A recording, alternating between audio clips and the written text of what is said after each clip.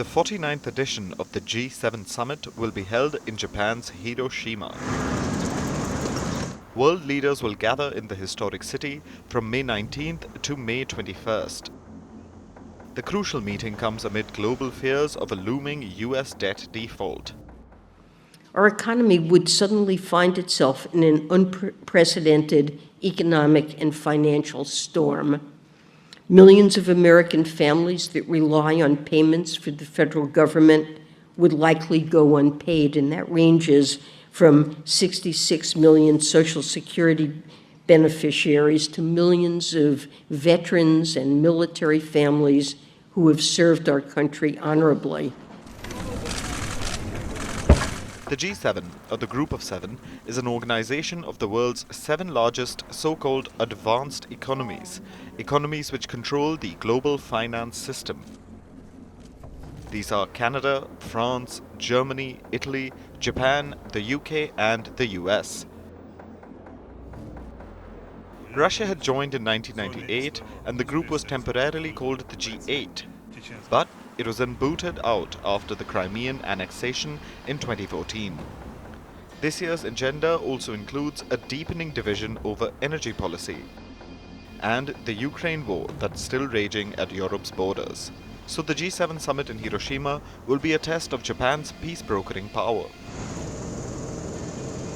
However, Japanese Prime Minister Fumio Kishida is eyeing this as an opportunity to address concerns in the Indo-Pacific, including China's growing threat towards Taiwan and North Korea's growing nuclear arsenal. Japan has been trying to urge the G7 to roll out tough sanctions against Moscow since the Ukraine war began. It's also trying to forge closer ties with the NATO alliance on the sidelines. Kishida's latest "Ukraine might be East Asia tomorrow" comment has underlined his will to counter China on multiple fronts. The risk of conflict over the Taiwan issue is also worrying Japan's Prime Minister. Ironically, but unsurprisingly, the West is divided yet again. Deep economic ties with China have made the EU reluctant to follow Washington's hardline approach. French President Emmanuel Macron sparked an international outcry last month. He warned that Europe should not get caught up in crises that are not ours during a trip to China.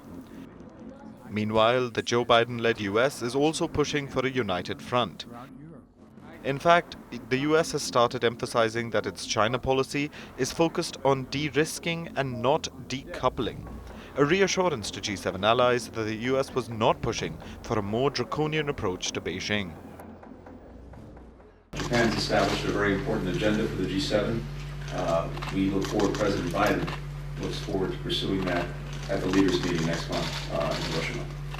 Interestingly, the G7 will also issue a separate statement on economic security for the first time. The statement will include a commitment to collectively deter, respond, and counter economic coercion. On the other hand, China has been arguing that it's the victim of US economic coercion rather than a perpetrator. The Dragon alleges that Washington has overstretched the concept of national security and abused the use of export controls. Separately, there have also been talks to increase G7's outreach to developing economies in Asia, Africa, and South America.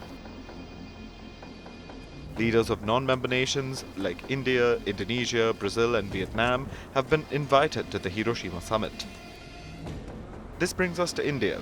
Prime Minister Narendra Modi will be attending the crucial summit.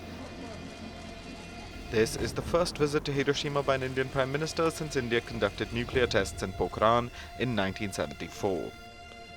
The Indian Prime Minister will also be holding bilateral talks with Joe Biden on the summit's sidelines. Japan's decision to hold the summit at Hiroshima underlines its commitment to realize the ideal of a world without nuclear weapons. The US dropped an atomic bomb on Hiroshima on August 6, 1945. More than 140,000 people lost their lives and the city was flattened. Leaders are also expected to visit the shell and skeletal dome of one of the riverside buildings that survived the Hiroshima blast. Coi nha. Coi nha. In my opinion, I think that pretty much everybody should come and talk to a survivor, especially our world leaders, to know what we are, unfortunately, a decision away from.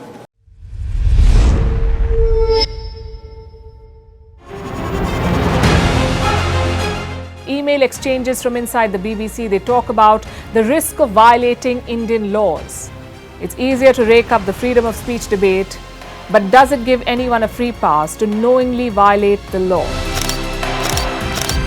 America supports India because it needs India's support in return. And India is working with the US because it suits India's interests. This is how geopolitics works. Last night, he diffused a crisis with his defense minister.